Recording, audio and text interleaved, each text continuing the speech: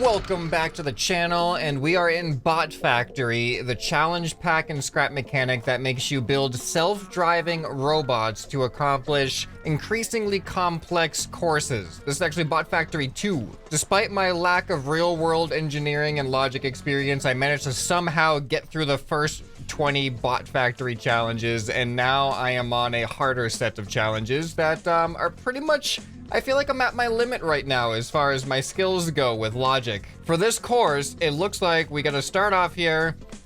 We have to go follow this line. A ball should spawn here, a blue ball should spawn here, which we then have to grab and reverse back down this line, dropping it off here, which will cause this line to shift over to be straight. Then we grab a red ball, have to go through this black line, drop it off here, turn around over here, and then get through the finish line. So that is a lot of stuff for it to do. However, it doesn't have to necessarily do anything I haven't made it do before. I just gotta do it better. So these are the materials I have to work with. 4 wheels, 4 engines, a whole bunch of logic gates, decent amount of sensors, and plenty of bearings to work with as well. So if you saw the previous episode of Bot Factory 2, you may recall that I tried to build something capable of grabbing a ball and reversing directions, and I made it way more complicated than it had to be and confused myself completely. So now I have a chance to try to redeem myself. I don't know how I'm gonna do it yet, but at least I am aware of it sooner rather than after it's too late and I've already put too much logic down. Okay, so the key to what I'm gonna do here is, since this bot needs to be able to go forward and backwards, is I want there to be an independent logic system for forwards and backwards. So I'm gonna do green as forward and red as backwards. I did this last time, but then something got confused somewhere, and I don't remember exactly how it happened. All right, so now I need backward sensors, and I need forward sensors. And the thing about these sensors is they should be designed to only work when they're going in their designated direction. The forward sensors should only work when it's going forward, and the backward sensors should only work when it's going backwards, because they are both going to be controlling the same set of wheels. Alright, so let's go ahead and attach the wheels. This time I am going to be using 4 wheels. I did try to use 2 wheel methods with a low friction block to drag along in the last one, and it worked fine, to be honest, but I feel like 4 wheels is more natural for me to visualize what needs to happen. So let's start off simple and just set up the engines. So this is the left forward engine. So these are going to make the wheels go forward on that side. This is the left backwards engine that is responsible for backwards on that side. And then the right side, and so on. And then each of these engines need their own OR gate. All right, so then I'm also going to put a forward right condition and a forward left condition, as well as a backwards right and a backwards left when you're looking in this orientation. So I'll just do these a different shade of those colors.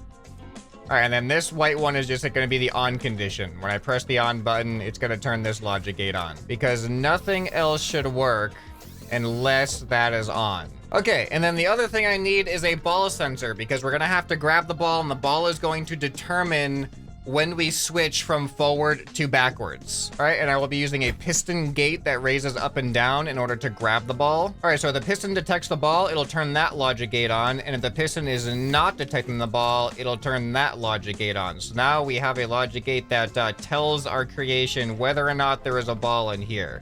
So if there is not a ball in here, that means we want the pistons to be active. So there we go, the ball should fit under there. And then once the ball gets in here, then that will cause that to go down. Okay, so now I think I have most of the logic gates I need ready. So now I need to actually just hook them all up. So if this logic gate is on, that means we don't have a ball. Oh, I just realized a big issue. Oh no. Normally I would set it to reverse once I grab a ball, which means it'll grab this ball in reverse, and that works for the blue ball. But when it grabs the red ball, I need it to not reverse. That is easy enough, because this sensor is going to detect blue. Is that the right color? I think that's the right color. And then I'll just add 2 more sensors on the side. These are just going to be redundant sensors. They're both going to do the same thing, but just in case the ball goes too far to one side or the other, it should guarantee that they detect it. So I'm going to add a dedicated logic gate for the pistons. So now if either of these sensors detect a ball, then they should close the gate. Okay, there we go.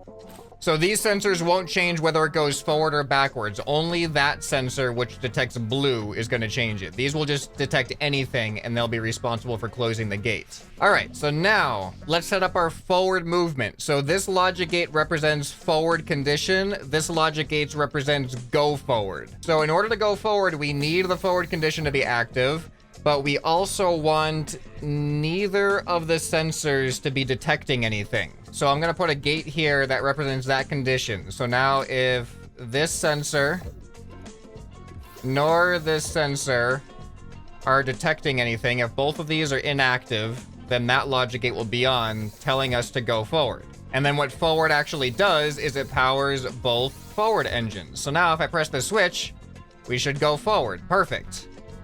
And then as soon as one of these sensors detects something, it'll turn off the forward condition so we can activate the turning condition. So now let's figure out the turning condition. This is turning right, this is turning left. So we need the forward condition to be active if we want to turn right or left in this direction. So to turn to the right, that means we want just this one on as well as the forward condition. So when this sensor detects the line, we're going to turn right to avoid the line. And then in order to turn right, we need to have the right side reverse and the left side go forward for those engines. There we go. So now let me go ahead and give this a try. If I turn the color mode off and then I turn the switch on, it should turn to the right. Perfect. Okay, I think I've got this hooked up in a way, or I think I've got this mapped out in a way that I can hook this up pretty naturally. I hope this is all gonna be right. So now I just need to do the opposite for the left side. When the left sensor detects something, it is gonna make the left side go backwards and the right side go forwards. And just to confirm, all right, we turn to the left. There we go. Okay, I think I have forward done. So now for backwards, what needs to happen is this sensor needs to turn on, meaning it has detected the blue ball, and then that activates backwards condition, which is this red logic gate here. So now this logic gate has to go into forwards, left, and right, because they should not be able to work without backwards being active. And by forwards, I mean forwards in the backwards direction. Okay, so now if we want to go forwards in the backwards direction, we also need neither of these sensors to be detecting anything. So we'll do a NOR gate here, and then that leads into the forward condition. And in order to go forward, we activate these ones. These two engines will make it go in that direction, which is forward when we're facing backwards. All right, so I'm pretty much doing the same exact hookup now, but just facing in this direction. So now if I want to turn in that direction when I'm going in this direction, this sensor has to detect the line, and then that is going to make this side go in that direction and this side go in that direction. All right, and then the opposite on this side. Okay, I think I'm hooked up. All right, let me see what happened when this blue sensor actually detects something here. Oh, this condition needs to be on too. So we go forward, and then, uh-oh, why isn't it going backwards? You know why it's not going backwards? Because for some reason, the forward condition isn't turning off when the sensor detects the ball for some reason. Why isn't the forward condition turning off? I thought I hooked it up so it would. Yeah, this needs to also be going into forward condition. Okay, that should do it. That should do it, I think. All right, so we go forward. And then we go backwards. There we go. Yep, I just forgot to hook the logic gate that tells it that it doesn't have a ball. I forgot to hook that into the forward condition. That needs to be active for the forward condition to be active. Okay, that was kind of complicated, but I feel like this is one of my more elegant layouts for logic. So let's see if it serves me. Let's see if it works. Get out of here. Go. All right, let's watch it and hope for the best. Put a lot of thought into this. All right, here we go. First turn. Looking good so far. Looks like a good turn. Good turning radius. We're gonna see how it goes with the 90 degrees. I don't think there should be any issues with the 90 degrees, to be honest. We're at a comfortable speed. Now it's just a matter of getting that ball. All right, here we go.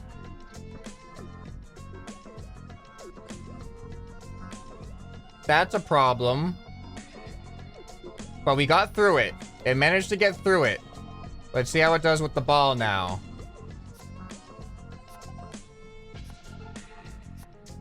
Oh, no. Okay, we have some issues. You know what I need to do? I need to make the blue sensor... I need to make the blue sensor 1 block distance. I think that'll fix that. Why is it on 3 blocks? That's why. Yeah, blue sensor definitely 1 block.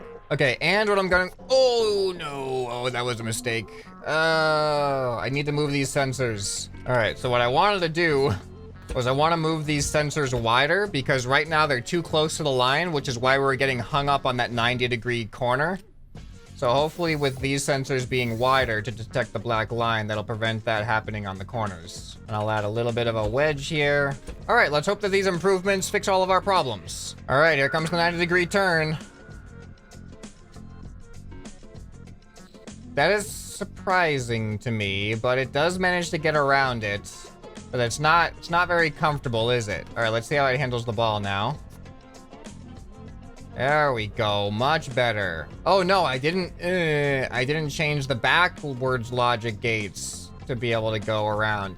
All right, well, this is definitely a problem. I think what I need to do is make it continue the forward function even when it's turning. Because right now I have it stop going forward so it'll turn in place. I think I need to kind of push through the turns a little bit. So let's see if that, I don't know how to do that right now. I just need to unhook this logic gate.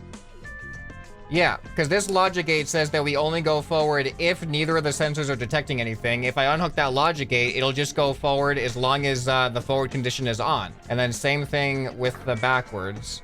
I unhook that. Okay, let's see if that did it. Okay, so we should see the effects on this turn right here. That is sketchy. I feel like there's a higher chance that it could work its way through the turn. If it doesn't, yeah, I don't know. I don't know if this is going to be a suitable solution for this 90-degree turn here. Let's find out. Yeah, we need it to kind of turn in place. Well, one of the things I definitely got to do, though, is move the back sensors wider. You know what? Let's just go 1 extra block wider. It's going to be a really wide breadth here, but maybe it's what we need. All right, so I've widened the sensors and I'm going to increase the speed a little bit. So when we turn in place, maybe the increased speed will actually let us push through some of those issues. Going too slow might have actually been hurting us on these 90-degree turns. Maybe I made the sensors too wide now, though. That might have actually been the solution all along, was just to make us go a little bit faster. Oh boy. Yeah, see, it just, with these sensors this wide, it can get so far away from the line. I'm worried that we're not going to get the ball. But, oh, see that? That sensor clears it so much easier. But now, oh, we got the ball. All right, now let's see what happens. All right, well, we have that solved. 90-degree angles are now possible. Let's just hope that we can stay centered enough with these wide sensors. I don't think I needed the wide sensors with this speed. All right, first drop off. Good, now we go forward again. And now these next balls should not trigger the backward sensor because it's not blue.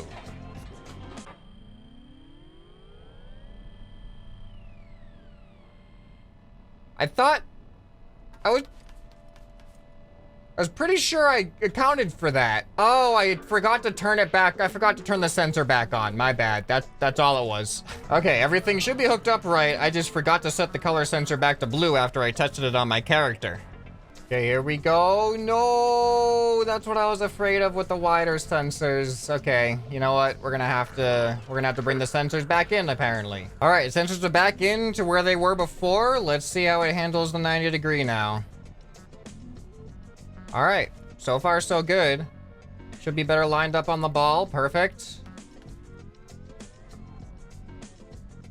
Yeah, so see, it did get a little bit of the back and forth, but because of the increased speed, it was able to just push past the line before it was too late. So hopefully that doesn't hurt us anywhere else. It should keep helping us. All right, now we should drop off the ball and go forward. And that sensor should not detect the red ball since I'm pretty sure I set it to blue now. So we should just keep going forward. Yes. All right, now all we got to do is keep following the line, which it is set up to do. And we should have this in the bag as long as those 90 degrees don't mess us up at all.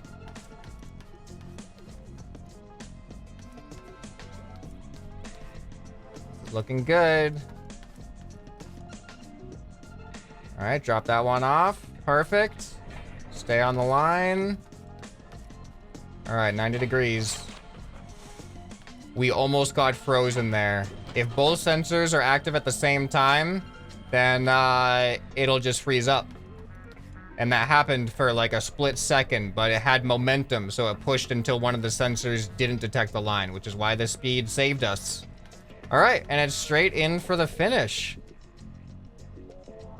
You know what? I think like pretty much, in theory, I started off on the right track pretty quickly that time.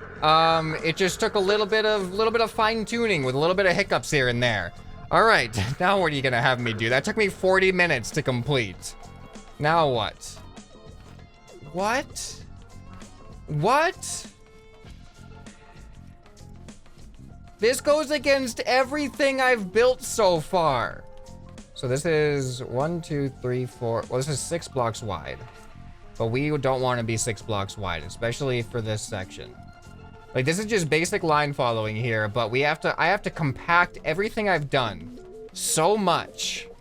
Oh, this is a rough one. It's going to be a 4 block wide wheelbase, and it's going to be a tiny wheelbase because we need to be able to pretty much turn almost in place. Wait, I can't put double bearings. What? I literally can't do double bearings and have it be only 4 blocks wide. Okay, it's gonna be 5 blocks wide. So there's gonna be just gonna be one strip of blocks in the middle. There we go. So now we have 1, 2, 3, 4, 5. So that should fit within that 6 block beam.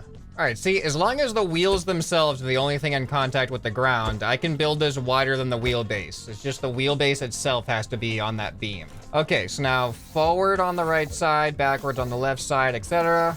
Okay, so this is forward, this is right, this is left. And this negates the signal of the logic gates, telling us that we're not detecting a line. So if we are not detecting a line, we go forward. Well, let's see if I did it right.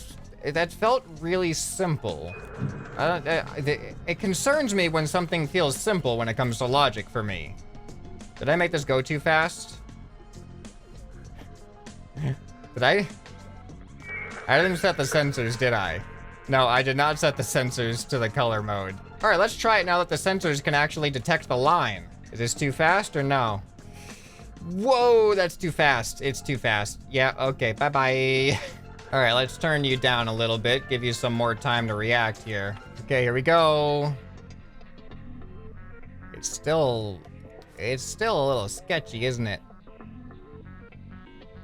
I think it's gonna make it though. I think it's still gonna make it.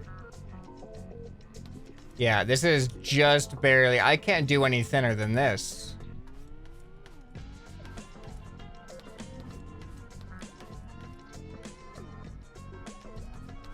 Maybe I could. It's going. All right, I think we got this one in the bag. Just barely though. Like if it was literally 1 block thinner, the wheels probably would have fallen off. But what is this gonna mean for the rest of the challenge if this is our introduction to this new concept here of skinny road? All right, well, let's find out. Ooh. This is interesting. Oh, interesting how you did that, but why is that like that? Oh, this whole section is going to move. Okay, so we need to go this way. All right, so it looks like what we need to do is, this is a checkpoint. That's what that X means. So we need to have this drive down this skinny pathway, turn right, follow the line, basically. Then once it detects red, it has to switch backwards. And this checkpoint should trigger this to flip so we have a straight line back that way. I think I know how to do that. So what we can do is the sensors have 2 modes. They have button mode and they have switch mode. And when is this back here? This wasn't always there, was it? We have a door. We have a door over here, like a little closet. Huh. Alright, see, as I was saying, the sensors have a button mode and a switch mode. So if I switch it over to switch mode, that means as soon as it gets triggered once, it stays on. So I can set that to trigger when it detects the red wall. So then after the sensor sees the red wall just once, it'll reverse and stay locked in that reverse position. All right, so now I gotta build a similar thing, but this also needs to have a reverse condition now. All right, so I've built this in a similar layout as I did in the first challenge of this, where I have my forward conditions and my backward conditions. Oh yeah, I forgot. I also need to add this color sensor. I'm just gonna have it on one block, so we're pretty much gonna go right up to the wall, set that to switch and detect red. So as soon as we hit the wall, we are going to reverse. All right, so this gate will turn on when we are detecting the wall, and this gate will be on when we are not detecting the wall. So when we are not detecting the wall, that is when forward conditions should be on. All right, I believe I have forward all hooked up. So now for backwards. Backwards is going to activate when that front logic gate, the sensor, detects the wall. Okay. Okay, I think we're good to go. Let me do a quick test. I'm gonna turn the sensor off of color mode so it'll detect me. So we should go forward when this is... Wait, why aren't you going forward? Wait, why is this backwards on? Oh, did I not hook this into the backwards? Oh, there we go. Okay, so now you should go forward. Wait, why isn't this working? These are on. This goes. Oh. Made a very silly and crucial error. All of the logic gates hooked into the engines have to be OR gates. Otherwise, they will not activate. Okay, so now you should go forward. Good, and then when you detect me, you should switch backwards. All right, now let's just assume that all the turning is correctly hooked up, and let's send it on its way to do its thing. Okay, here we go. Oh, I forgot that there's also a skinny line that we're following, too. All right, so it should be literally it should be relatively straightforward until the turn. Oh, subtle turn there. Oh no, something's wrong. There is something wrong. The back sensors are working in the forward condition. So the forward condition gate has to be hooked into the turning as well. Yes. That is the mistake I made, because the turning is supposed to not work unless the forward and backwards condition gates are on. Okay, there we go. That should solve it. All right, here comes our first turn. Yeah, so oh my goodness. You see the red logic gates in the back aren't activating when the sensors activate in the back? That means it's not activating turning in the backwards condition. Why is that red bar there? I actually don't understand that red bar, the purpose of that. But let's see what happens with this wall now. That's good. All right, now we're going backwards. I feel like that red bar has a purpose, but I don't know what it is. All right, now the backwards condition is working. You can see now the red logic gates are turning on when it detects the line. All right, is this gonna trip us up at all? Probably not. Good. All right, not bad. I'm happy with the system I've come up with for the forward and backwards condition. I feel like it's a lot more legible, it's a lot more readable, and not as messy. So now what? Okay, we got a green and blue. So the blue ball spawns over here. So we follow this line, we grab the blue ball, and we reverse back this way. We drop off the blue ball, we go forward again. And then we grab the green ball, and then we back up. And then we drop off the green ball, and we go forward again. So we don't need to detect the color of the balls because the behavior is going to be the same for each ball. When we grab it, we enter reverse mode. So I think that the creation that I built in a couple times ago, yeah, the creation I built when we had to get the blue ball and the red ball separately, I think that one should work, but we also need to be able to fit on a much thinner pathway.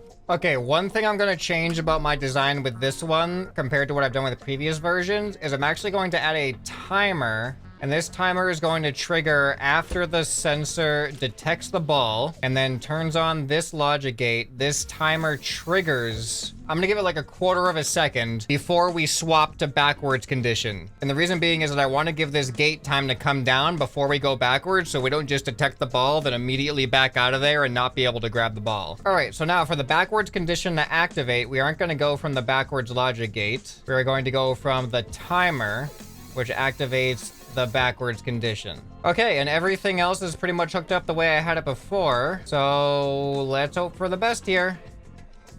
All right, well, that's not a good sign. It's probably because I haven't actually put batteries in my engines. And go. All right, looking good so far. Okay, now let's see if we turn. Of course, I completely forgot once again to set the sensors to actually detect the line. That's a crucial part. Oh, hey, look, there's stuff in the closet now. Oh, what is this? How fancy. Okay, hold on. I got a challenge I'm doing. There it goes. All right, that's good. This is a good sign.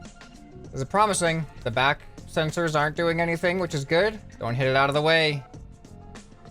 It's looking good. Oh, no. Come on. Get it. Did the timer work? It was only a quarter of a second. I guess it wouldn't really be that noticeable. Oh, I need more weight on the back. What are you doing? What are you doing here? The sensors, I guess, should be a little bit farther apart. There's not a lot of room in between on those turns, those jagged edges. But wait, I think we'll make it.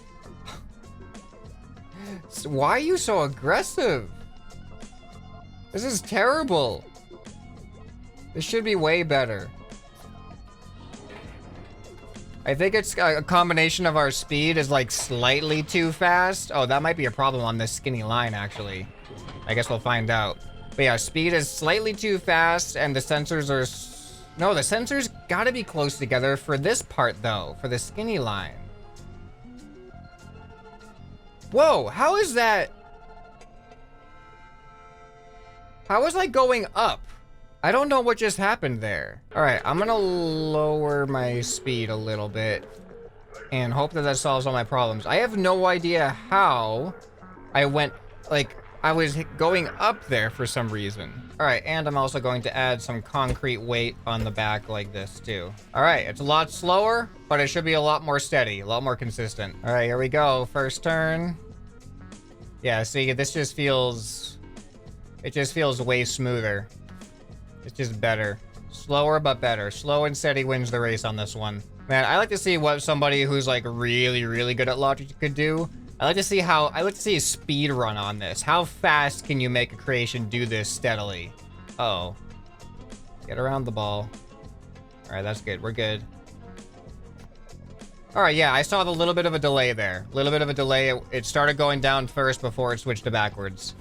So hopefully that, I don't know if that was really necessary, but it definitely didn't hurt.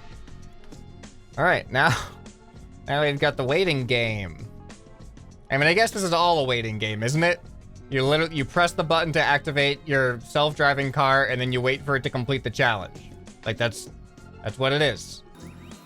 All right, here's ball number 1. Switch to forward. And then let's hope none of that craziness happens. I hope that wasn't anything to do with the course and it was just how I had my machine set up earlier. And hopefully that's changed now. Let's find out.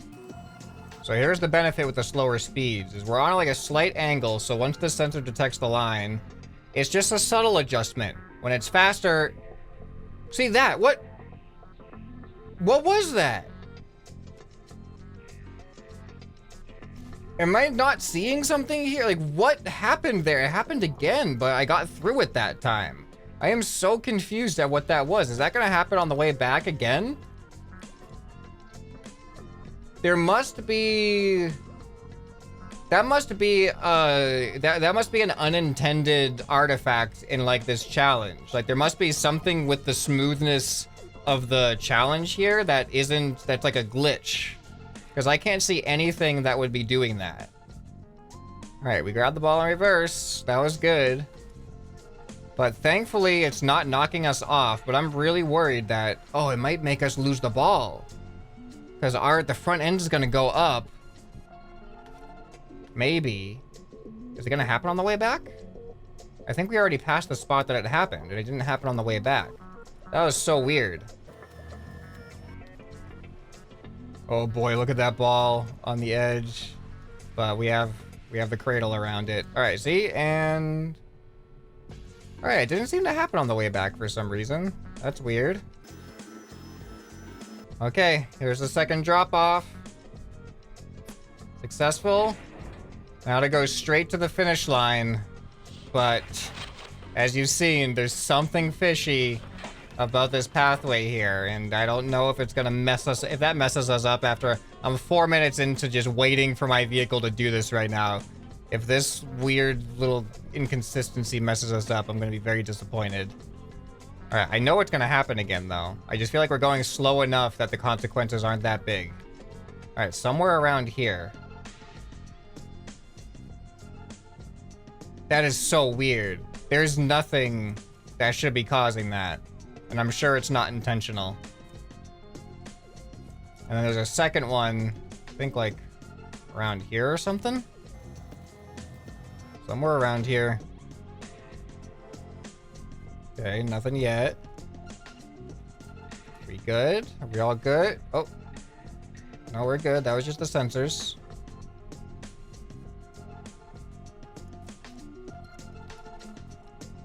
Please don't be any hiccups after this ball spawner.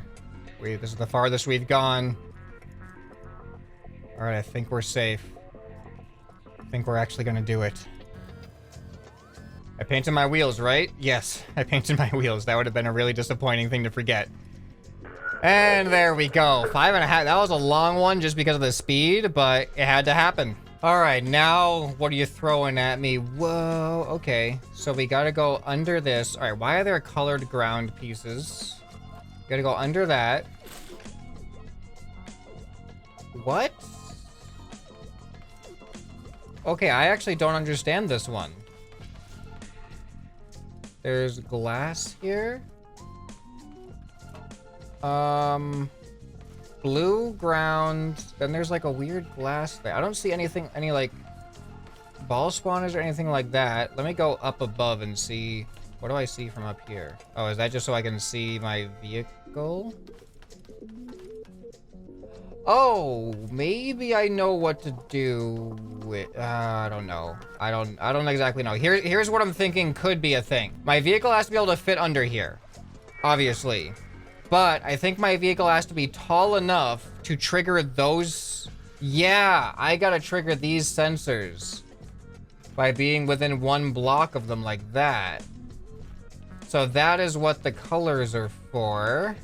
So I don't really know why I would need anything to detect this color. I can just have it default flat. And then once I'm on the purple, then it just extends something. Assuming that I have pistons. If I don't have pistons, I'll be concerned. All right, I have 1 piston. All right, I think that's what I gotta do, but I gotta save that for next time. So make sure you're subscribed so you don't miss more Bot Factory self-driving logic challenges. If you enjoyed this, you'll probably enjoy more that you can find on the end screen right here. Hope this video has earned your subscription. Anyway, this has been ScrapMan, and I'll see you next time. Bye.